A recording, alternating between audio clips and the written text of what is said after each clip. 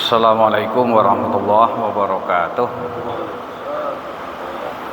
Alhamdulillah, wassalatu wassalamu ala rasulillah wa ala alihi wa sahbihi wa mawalah, wa la hawla wa la quwwata illa billah.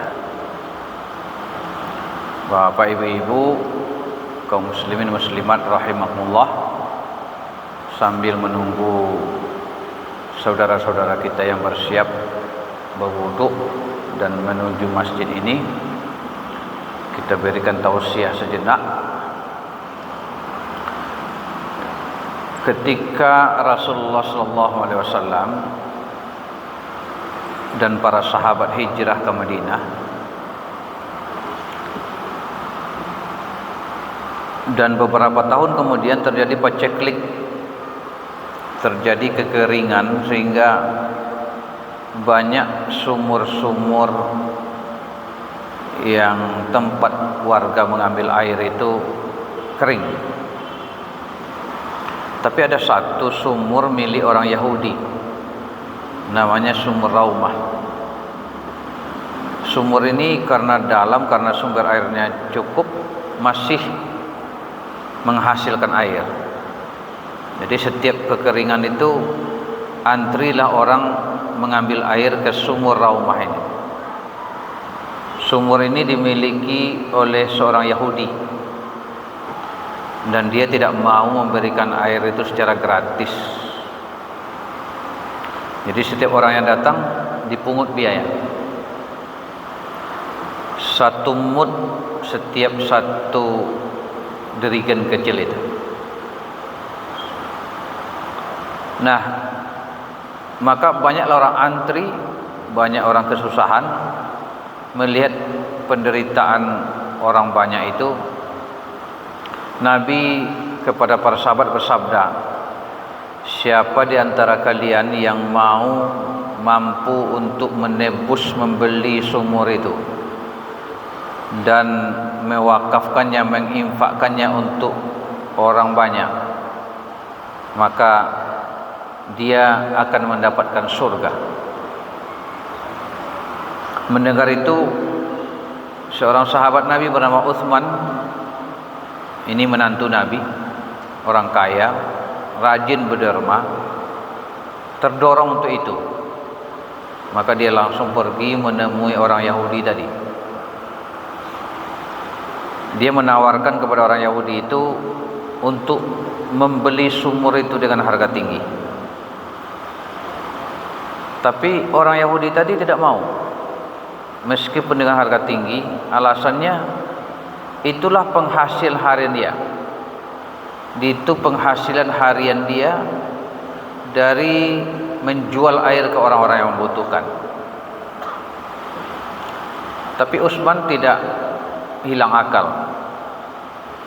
Dia mengatakan kepada orang Yahudi tadi, engkau tidak perlu menjual seluruhnya, cukup jual kepada saya separuh. Separuh lagi untukmu, engkau masih bisa berjualan air. Bagaimana maksudnya itu? Kata Yahudi tadi, begini separuh maksudnya itu, aku bayar engkau. Waktu itu dihargai, ada riwayat 10.000 dirham, ada yang mengatakan 12.000 dirham. Itu kalau diuangkan kira-kira 7 miliar. Separuh itu maksudnya satu hari aku yang punya, satu hari lagi engkau yang punya. Jadi engkau bisa menjualan air lagi di hari yang engkau punyanya. Maka dibayarlah oleh Utsman 12.000 dirham, sekitar 7 miliar. Apa yang terjadi setelah itu? Utsman kemudian mengumumkan kepada orang banyak, hari ini aku pemilik sumur ini. Siapa saja yang membutuhkan silahkan ambil gratis. Bukan hanya ambil gratis hari itu. Lalu Utsman mengatakan, jangan ambil hanya untuk hari ini, ambil perbekalan untuk besok juga. Akhirnya besok ketika giliran orang Yahudi yang punya, nggak ada lagi yang beli, karena masing-masing mereka sudah mengambil air untuk 2 hari. Disitulah Yahudi itu merasa diakali oleh Utsman, lalu dia datang lagi ke Utsman. Kalau begitu engkau bayar aja lagi semuanya. Dibayar lagi oleh Utsman 12.000 dirham lagi, 7 miliar lagi. Jadi 12.000 dirham itu kalau dikalikan sekarang duitnya sekitar 7 miliar, 2 kali berarti 14 miliar. Nah, begitu semangat para sahabat dulu bersedekah, berinfak, berwakaf. Apa ibu-ibu? Itu yang dikatakan dengan sedekah jariah itu. Idza mata ibnu Adam inqata'a amaluhu illa min salas.